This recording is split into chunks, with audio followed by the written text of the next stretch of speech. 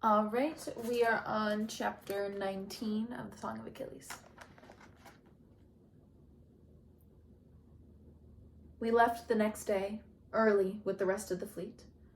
From the stern of our ship, Aulus's beach looked strangely bare. Only the gouges of the latrines and the ash-white ruins of the girls' pyre were left to mark our passage. I had woken him this morning with Odysseus' news that he could not have seen Diomedes in time. He heard me out dully, his eyes bruised despite how long he had slept. Then he said, "She is dead all the same." Now he paced to the deck behind me. I tried to point things out to him, the dolphins that ran beside us, the rain-swelled clouds on the horizon, but he was listless and only half listening. Later, I caught him standing alone, practicing drill steps and sword swings and frowning to himself. Each night we put in at a different port. Our boats were not built for long journeys, for day after day of submersion. The only men we saw were our own Theans and Diomedes' Argives. The fleet split so that each island would not be forced to give landfall to the entire army. I was sure it was no coincidence that the king of Argos was paired with us. Do they think we will run away? I did my best to ignore him, and he seemed content to leave us in peace. The islands looked all the same to me. High cliffs, bleached white, pebbled beaches that scratched the underside of our ships with their chalky fingernails. They were frequently scrubby, brush struggling up beside olives and cypresses. Achilles barely noticed any of it. He bent over his armor, polishing it till it shone bright as flame. On the 7th day, we came to Lemnos, just across from the Hellespont's narrow mouth. It was lower than most of our islands, full of swamps and stagnant ponds choking with water lilies.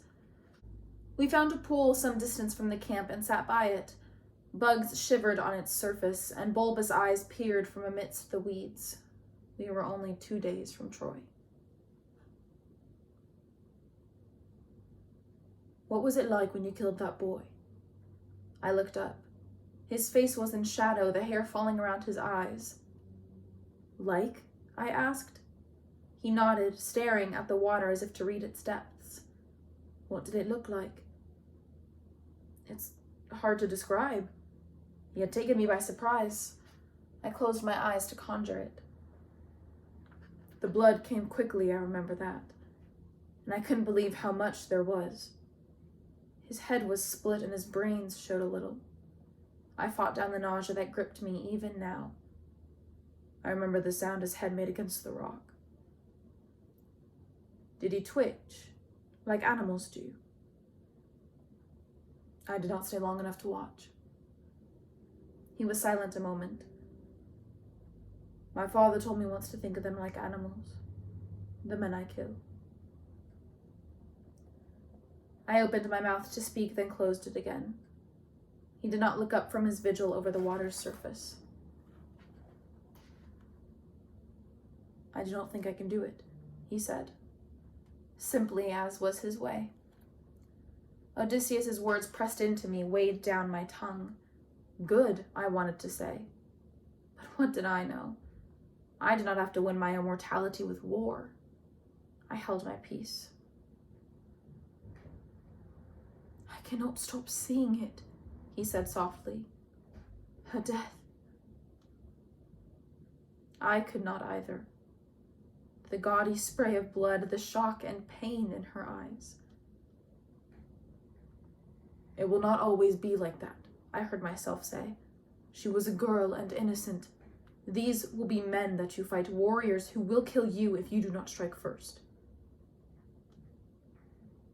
He turned to look at me, his gaze intent. "But she will not fight even if they strike at you. You hate it."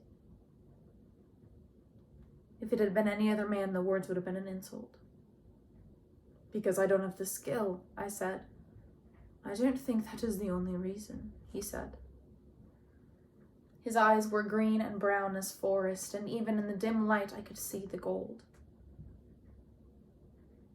"Perhaps not," I said at last. "But she will forgive me." I reached for his hand and took it. "I have no need to forgive you. You cannot offend me." They were rash words, but I said them with all the conviction of my heart. He looked down a moment at where our hands sat joined. Then his hand ripped itself from mine and blurred past me so swiftly I could not follow it. He stood, something limp and long as a piece of wet rope dangling from his fingers. My eyes stared at it, uncomprehending. Hydros, Achilles said. Water snake. It was dun gray, and his flat head hung brokenly to the side. Its body still trembled a little, dying.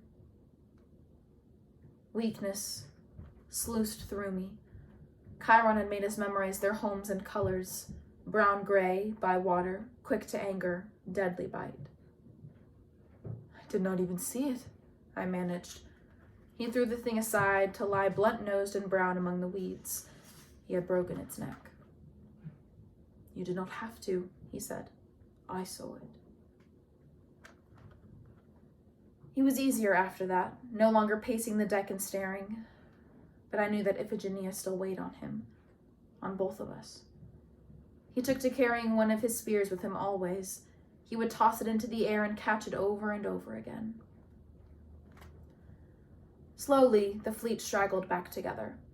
Some had gone the long way around, south by the island of Lesbos.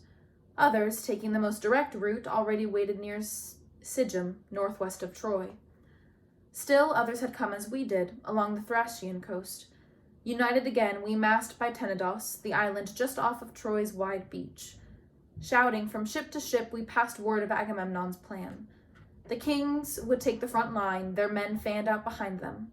Maneuvering into place was chaos. There were 3 collisions, and everyone chipped oars on someone else's hull.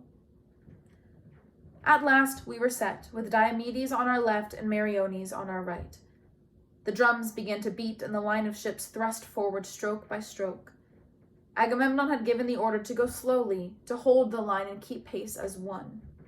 But our kings were green still at following another man's orders, and each wanted the honor of being first to Troy. Sweat streamed from the faces of the rowers as their leaders lashed them on.